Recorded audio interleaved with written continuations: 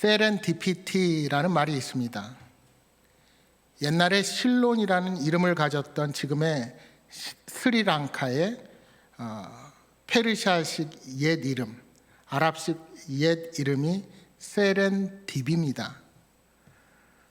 그런데 세렌딥의 새 왕자라는 동화에 나오는 주인공들이 미처 알지 못했던 것들을 우연하게 지혜롭게 발견하는 모습을 보면서 18세기 영국의 작가 호레이스 월풀이 처음 사용한 단어가 세렌디피티입니다. 따라서 예기치 않은 행운, 우연을 가장한 행운, 예기치 않게 새로운 것을 발견해내는 능력을 가리킬 때 쓰이는 말이 세렌디피티입니다. 여러분, 우리는 행운이나 요행을 바라고 이 땅을 살아가지는 않습니다. 그러나 인생을 변화시킬 특별한 기회는 때와 장소를 가리지 않고 예기치 않게 생길 수가 있습니다. 따라서 그 순간을 잡을 수 있는 준비를 하고 사는 것은 매우 지혜로운 일입니다. 기회가 오기를 기다렸다가 시작하면 이미 늦기 때문입니다. 여러분, 농구 용어 중에 버저 비터라는 것이 있죠. 마지막 버저와 함께 터지는 극적인 골을 버저 비터라고 합니다. 역전의 묘미가 있는 골입니다. 미국의 NBA 스타 마이클 조던이나 매직 존슨은 이 버저 비터의 귀재였습니다. 그러나 버저 비터의 기적은 우연히 이루어지지 않습니다. 수만 번의 피땀 어린 슛 연습을 통해 이루어지게 되는 것이 바로 버저 비터입니다. 여러분, 우리의 신앙도 마찬가지입니다. 우연하게 이루어지는 일들이 있는 것 같지만 그 모든 예기치 않는 일들도 평소에 준비하고 있는 사람에게 일어나기 마련입니다. 오늘 본문의 배경은 예수님 당시 유대 땅의 결혼식입니다. 결혼식은 누구에게나 익숙한 소재이지만 유대인들의 결혼 풍습은 오늘날의 우리들의 결혼식과는 많은 문화적인 차이가 있었습니다. 따라서 우리가 이 비유를 이해하기 위해서는 먼저 그들의 결혼 풍습을 알 필요가 있습니다. 유대인들의 혼인잔치는 해가 떨어지면 시작됩니다. 결혼식은 주로 한 주 이상 진행되었습니다. 해가 떨어지면 온 동네 사람들이 횃불을 밝히고 결혼식장으로 향하게 됩니다. 그리고 신랑은 들러리 친구들과 함께 신부를 데리러 신부 집으로 향합니다.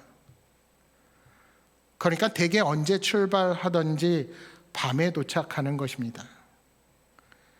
따라서 보통 신랑 일행이 밤에 등불을 들고 신부의 집에 오게 되면 기다리던 신부와 들러리들 역시 등불을 들고 밤거리를 밝히면서 신랑의 집으로 가서 혼인잔치를 하게 됩니다.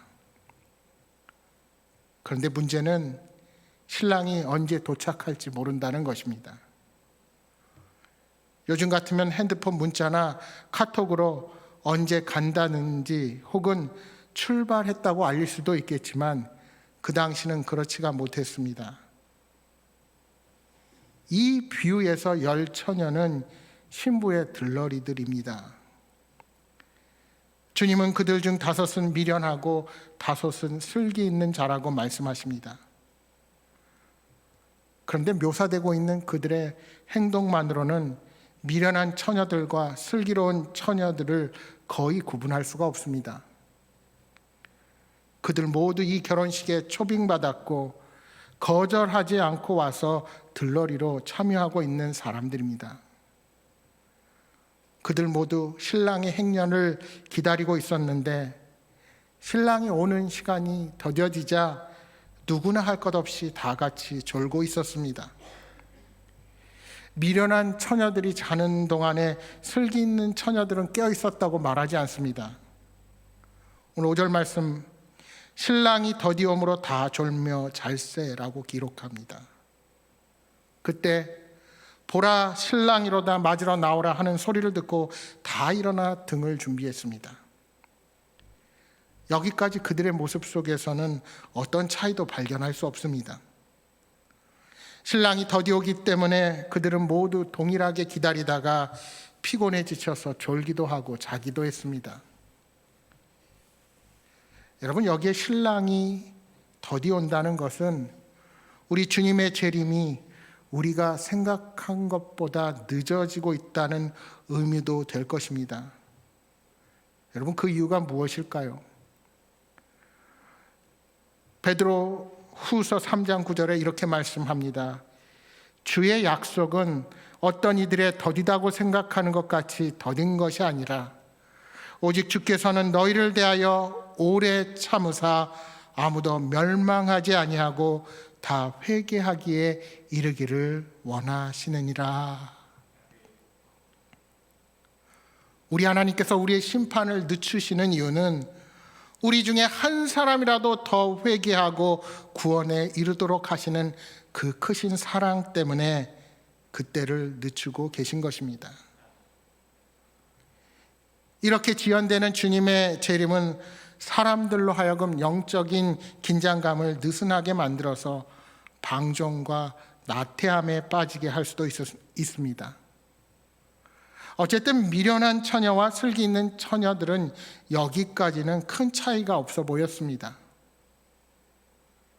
그러나 그들의 차이가 결정적으로 드러나는 순간이 다가왔습니다. 신랑의 일행이 온다는 소식을 들은 것입니다.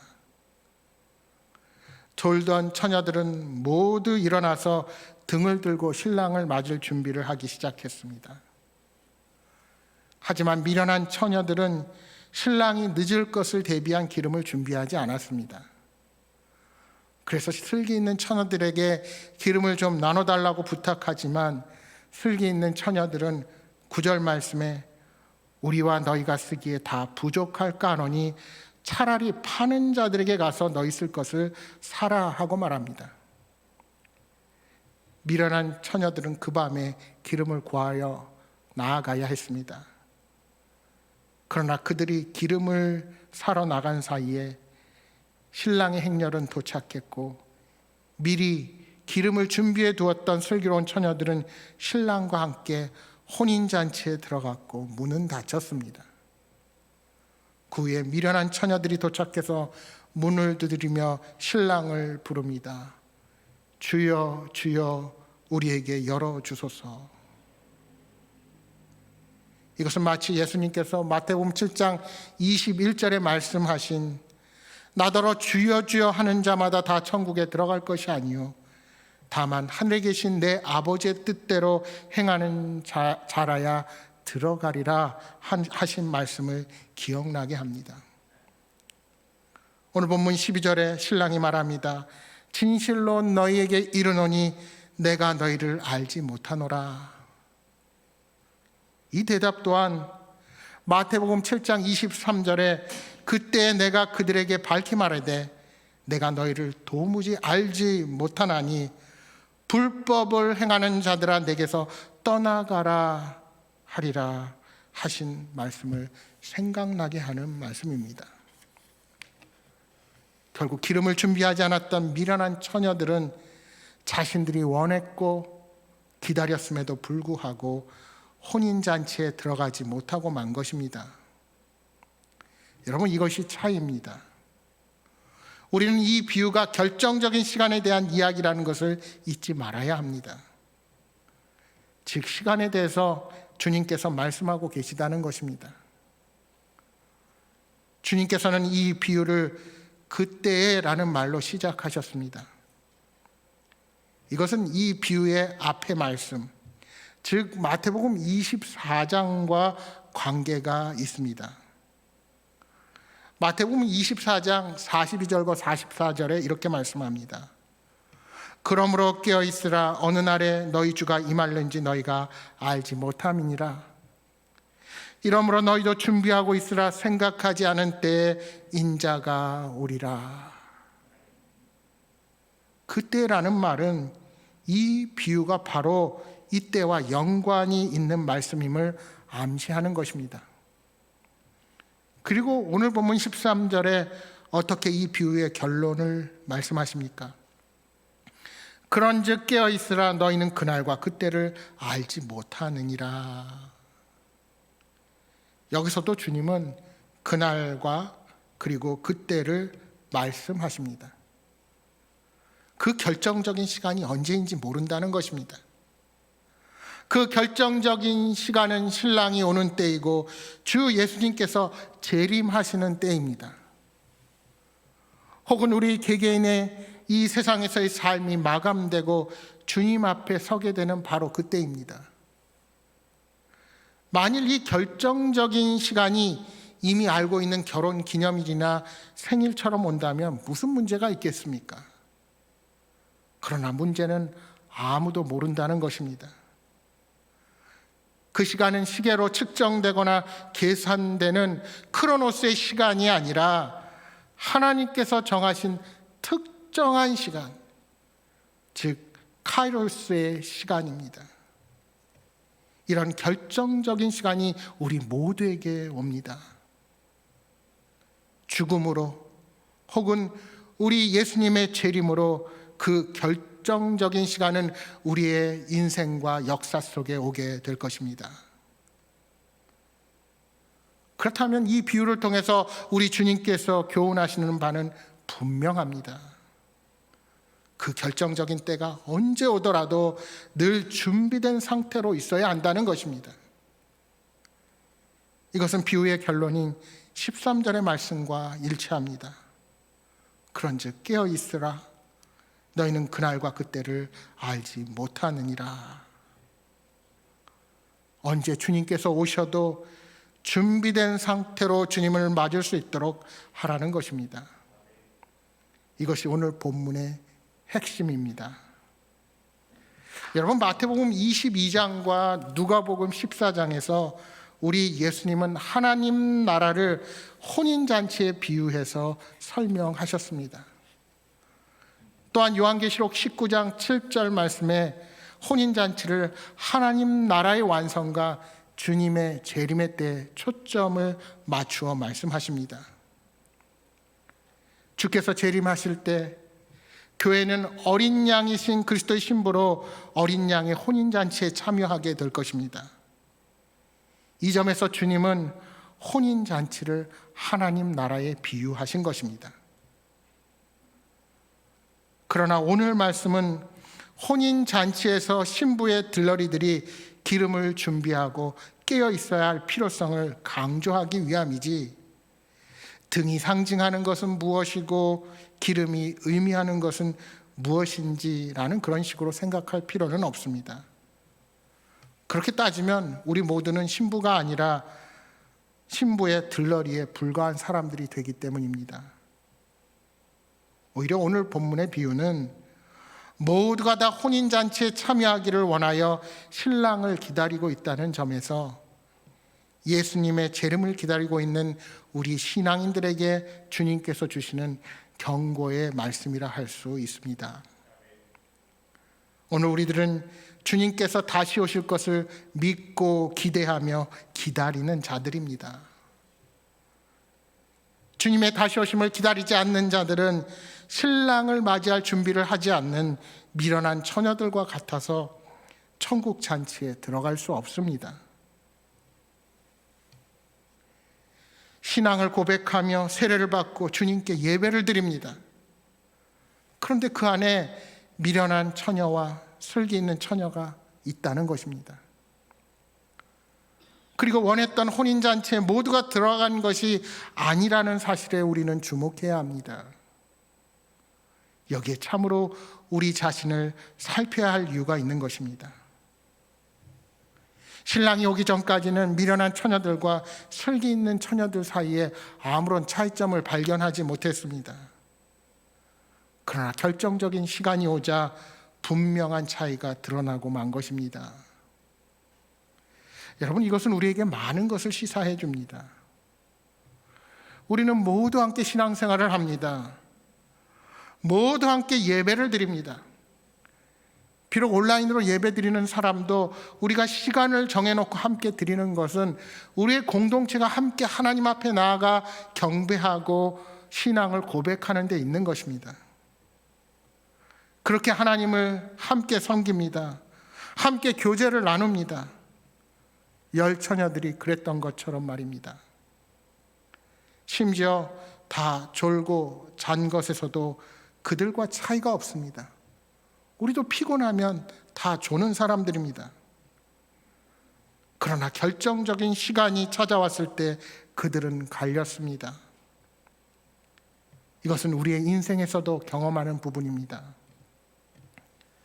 여러분, 사람을 잘 안다고 해도 알 수 없는 게 사람입니다. 사람의 진정한 성품이나 신앙이 드러나는 것은 언제나 위기가 찾아왔을 때입니다. 사람은 위기의 때에 평상시에 가지고 있던 모습이 아닌 다른 모습을 드러낼 수가 있습니다. 성품도 신앙도 그렇습니다. 위기의 순간에 내가 드러내는 나의 성품과 신앙이 우리의 실상과 현 주소인 것입니다.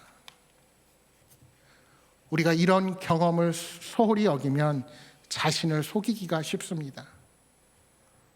그래서 야고보서 1장 22절에 이렇게 말씀합니다.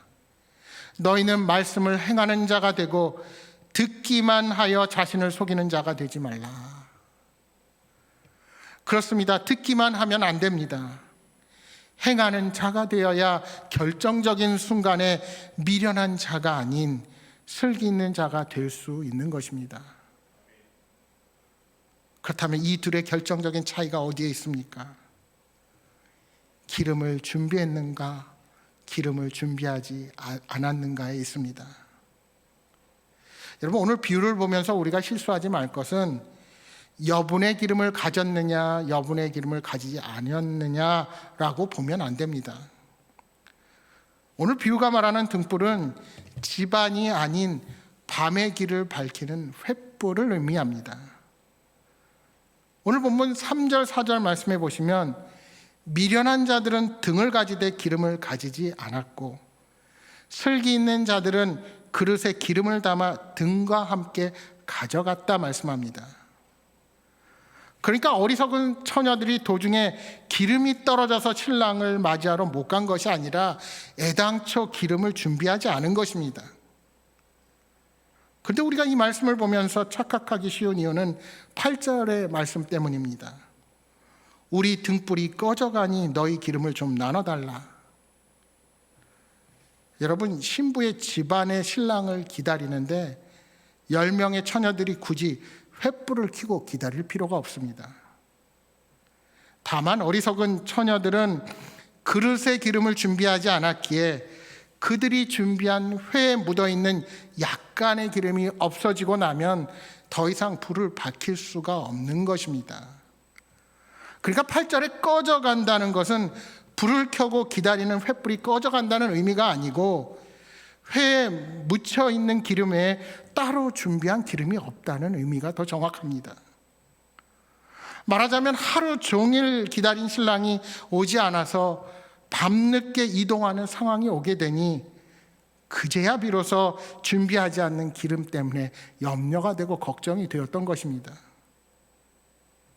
설마 신랑이 밤늦게 오지는 않겠지라는 생각에 회만 들고 갔습니다. 혹시 밤늦게 오면 누군가 다른 사람에게 기름을 조금 빌리지 하고 너무 안일하게 생각했습니다. 그런지 나머지 4명의 친구들도 기름을 따로 가져오지 않은 것입니다. 그렇게 되니 슬기로운 자들은 자신의 기름을 나누어 주면 본인들도 부족할 것 같으니 직접 가서 사오라고 얘기하는 것입니다. 그래서 그때서야 비로소 기름을 준비하러 나간 것입니다. 그러니까 기름을 준비하지 못한 채 신랑을 기다린 처녀들의 문제가 무엇입니까? 신랑을 만날 아무런 준비 없이 막연하게 기다렸던 것입니다. 여러분, 오늘날 교회 안에 많은 성도들의 모습이 이 미련한 처녀들과 많이 닮아 있습니다. 자신이 죄사함을 받았다는 것에 대한 확신이 없습니다. 믿음으로 말미암아 의롭게 되었다는지에 대해서도 알지 못합니다. 그러니 원수되었던 하나님과 그리스도로 인해 화목하게 되었다는 사실도 알지 못합니다. 심지어 그런 중요한 문제는 관심을 기울이지도 않으면서 교회에서 하는 활동들에는 열심을 내고 직분을 받아 섬기는 것입니다. 주님을 맞이할 준비가 되지 못한 채 말입니다. 그런 사람들은 구원에 확신이 없는 사람들입니다. 여러분, 우리의 구원은 개개인의 것이지 누가 전해주고 빌려주고 할 수 있는 성질의 것이 결코 아닙니다. 다른 사람의 믿음으로 결코 내가 구원에 이를 수 없습니다. 여러분, 우리가 주님의 재림이라는 결정적인 시간을 준비하고 산다는 것은 어떤 것입니까? 물론 그 결정적인 시간은 주님의 재림 이전에 우리의 개인의 종말, 즉 죽음의 순간으로 다가올 수도 있습니다. 주님께서 이 땅에 다시 오시기 전에 우리는 개인적인 종말을 맞이하기도 할 것입니다. 여러분, 죽음은 우리에게 또 한 번의 기회를 주지 않습니다. 물론 주님의 재림 이후에도 기회가 없습니다. 혼인잔치의 문이 닫힌 후에 주여 주여 부르짖어 보지만 내가 너희를 알지 못하노라 하는 대답만 들릴 뿐 문이 다시 열리지 않는 것처럼 말입니다. 오늘 비유는 그때를 모른다는 것, 그때는 하나님의 주권에 속했다는 것을 강조하고 있습니다. 그래서 우리는 언제라도 주님을 맞이할 준비를 하고 살아가야 하는 것입니다. 예수님께서 언제 재림하실 줄 안다면 평소에 준비하지 않다가 그 시간이 가까워서 준비하는 사람이 있을 것입니다. 마치 학생이 평소에 공부하지 않다가 시험 날짜가 닥치면 공부하는 것과 같습니다. 그러나 예수님은 그날과 그때는 오직 하나님 아버지만 아신다고 말씀하셨습니다. 만일 처녀들이 신랑이 오는 시간을 정확하게 알았다면 기다릴 필요도 없이 시간에 맞추어 준비하고 마중 나갔을 것입니다. 시한부 종말론을 전파하는 이단들은 재림의 날과 시간을 계시받았다고 하면서 사람들을 특정한 장소에 모으고 일상생활을 중단하고 재림을 준비하게 합니다. 그러나 우리 주님께서는 우리에게 맡겨진 일들을 다 내팽개치고 재림을 맞이하라고 말씀하시지 않으셨습니다. 우리는 각자의 자리에서 주님께서 언제 오시더라도 그 주님을 기쁨으로 맞이할 수 있도록 거룩한 삶으로 주님 앞에 서서 우리에게 맡겨진 삶을 살아가야 합니다. 어떤 배가 폭풍을 만나 항로를 이탈하여 높은 파도와 싸우다가 겨우 어떤 무인도에 도착하게 되었습니다. 배는 제 기능을 할 수 없게 된 뒤여서 할 수 없이 승객들 모두가 이 섬에 정착하게 되었습니다. 다행히 이 무인도에 몇 달 동안 살 수 있는 식량이 남아 있었습니다. 게다가 그 땅은 비옥해서 씨앗을 심기만 하면 몇 달 후에는 풍성한 식량을 추수할 수 있었습니다. 그들은 씨앗을 심기에 땅을 팠습니다. 그런데 놀라운 일이 생겼습니다. 그 땅에 황금 덩어리가 묻혀 있는 것을 발견하게 된 것입니다. 사람들은 흥분하기 시작했고 다른 곳에도 황금이 있는가 해서 동분서주했습니다. 몇 달 후 황금은 산더미처럼 쌓였습니다. 그런데 그 즈음에 그들의 식량은 거의 바닥을 드러내고 있었습니다. 그때서야 사람들은 밭에 나가 땅을 일구어 씨를 뿌렸지만 이미 때가 늦었습니다. 파종할 시기를 놓쳐버린 것입니다. 그들은 산더미처럼 쌓은 황금을 바라보며 굶어 죽고 말았다는 이야기입니다. 여러분, 이 세상을 살아가는 사람들은 천국에 대해서 그다지 관심이 없습니다. 이 세상에서 좋은 집을 사서 이사갈 준비는 잘하면서도 인생의 마지막 이사지인 천국에 대한 준비는 하지 않는 것입니다. 사람들이 오직 이 생만을 위해서 살아가는 것입니다. 그러나 우리가 아무리 천국과 지옥을 부인해도 창조주이신 하나님께서 준비하신 처소를 피할 수 없는 것이 바로 우리들의 인생입니다. 우리는 모두 죽고 말 것입니다. 그리고 예수님께서 분명히 다시 오신다 약속하셨습니다. 따라서 우리는 날마다 우리의 신앙을 확인해야 합니다. 코로나19로 위기의 때를 살아가는 우리가 새롭게 점검해야 할 것이 있습니다. 그것은 내가 지금 어디로 향하고 있는지, 무엇 때문에 살아가고 있는지, 그리고 미래를 위해 무엇을 준비해야 하는지를 점검해야 한다는 것입니다. 당장 내 눈앞에 보이는 미래만을 염려하여 우리의 영원한 삶을 망각하며 사는 어리석음이 없어야 합니다. 바라기는 내가 주님을 위해 무엇을 해야 할지 다시 점검하는 여러분 모두가 되시기를 소망합니다. 주님께서 다시 오실 때를 생각하며 우리들도 슬기 있는 처녀들처럼 그릇에 기름을 담아 등과 함께 준비해야 합니다.